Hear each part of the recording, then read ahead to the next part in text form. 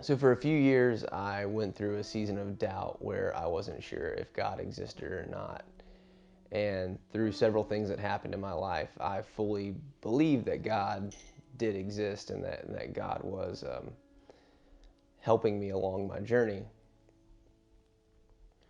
But the church is something completely different. With my brother being the pastor of Hope City, I never thought that I would go to his church.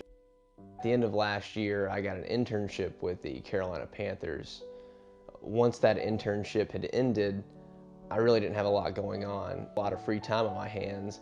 I did decide to give their Thursday night men's fireside group a shot. I thought I'll go and it's just going to be a small group of guys sitting around a fire, smoking cigars, talking, and I'm down to do that. I'm down to talk about God in a really small environment like that. As time went on, I really enjoyed the relationships that I had developed in that men's fireside life group and decided that I was going to give Sundays a shot. So I started coming on Sunday mornings and sitting in the back. The more I got to know people at the church, the more comfortable I felt just opening up and being a part of the church. And then I got involved with the College and Young Careers Life group led by John Sears and his wife. And getting to know John well, John asked me, hey, you should serve in the production booth. There's an opportunity to volunteer. We need somebody that has a production background. And since I went to school for that, I decided, yeah, I'll do that. I'll serve in the production booth. And then the opportunity came up to start doing video work. And so I started doing video work for the church. And I just got really involved. I started being at Hope City, 4 or 5 days a week and really getting to know everyone. And around the same time that I was starting to get really involved, I met this beautiful young lady. The very beginning of this past summer, we got in touch again over social media, and these long conversations back and forth, and eventually it led to him asking, hey, do you want to go get coffee?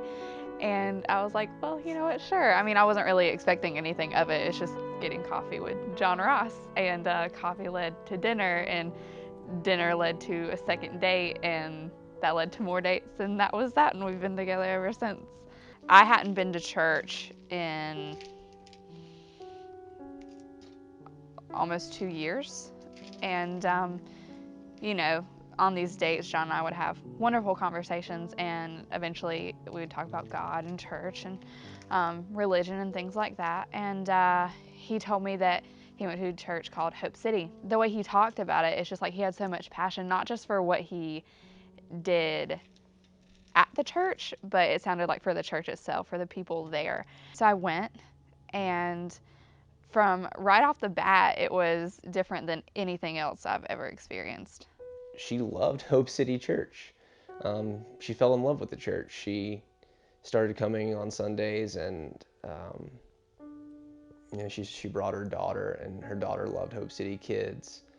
It was nice to have her in an environment where not only she could, you know, learn about God and learn about Jesus in this awesome environment, but she could be around kids her own age, and she could be around people that were going to cultivate that.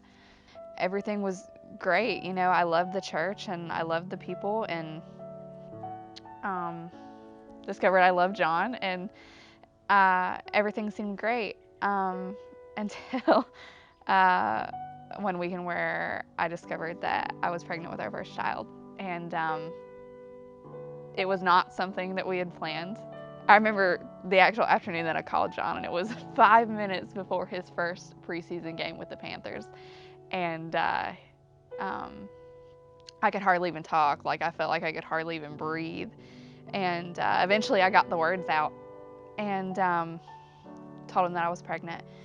And I remember the first thing he said to me, he was like, Emily, it's gonna be okay. We're gonna be okay. I've gotta go do this game, bye. And that was it. And I didn't hear from him for what seemed like forever, but it was actually, just a couple hours. One of the first things I thought about was, what are the people at the church going to say? And will I still be allowed to volunteer in the production booth, which I love? Will I still be allowed to do the video work? Because in the church that I grew up in, everyone would have shunned us, and everyone would have told us, like, you guys have a lot of work to do to repair your reputation. I remember the day that he said he was going to go talk to Robbie, and again, for what felt like a really long time, there was this silence of communication between me and John because he was talking to Robbie, and I was like on pins and needles. And he called me back and he was like, well, that wasn't as bad as I thought it was gonna be. And he told me how it went, and I was actually like, whoa, like maybe this is gonna be okay. And it went from him telling Robbie to a few people at a time. Just individually, hey, this is the situation, this is what happened, and this is how I'm dealing with it. And I was blown away at the amount of grace that people showed me. I was blown away at the support that people gave me, and the encouragement and the advice that people had for me. No one said, oh, this terrible, what you did was terrible, or, everyone was like, oh, life is precious and this is a good thing, and God has a plan. God can take, the negative things that you've done and turn them around for positive. We were just surrounded by these people that were so welcoming and so, it was just so much grace, so much more than I had ever experienced in my entire life. And I was just really thankful and really just kind of like awestruck, because it's like, wait a minute, this isn't what people do. Like, this isn't what churches do. What's going on here? Like, is this just gonna fall apart later? Like, is this just like false hope? But no, it's just, we just kept getting, all this support. One of the big things about Hope City Church is the fact that they want to build authentic community within the church. If we're all trying to chase after a relationship with God, and we're all trying to become closer with God, and we're supposed to help each other do that, you have to be real, and you have to take off your masks, and you have to be honest about, the dirt and the, crappy parts about your life. And what's amazing is that people come beside you and they say, hey, God's got something great, in store for you. God's got a great plan for you, and we're going to help you get to that next point.